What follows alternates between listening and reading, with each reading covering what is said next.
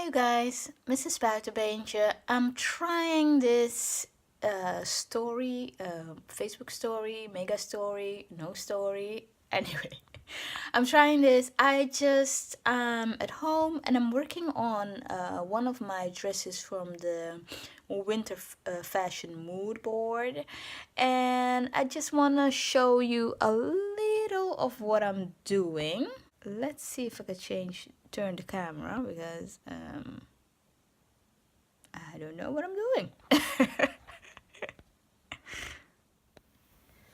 Alright, I guess it's still going to be an edited video. So this is the lining that I'm putting together. This is the skirt piece, and although my table is kind of a mess, this is the dress that I'm working on.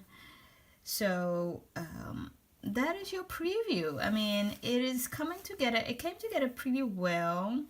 I just have to do the neckline, and this piece is the lining, the top lining. So I already did the tracing with thread. I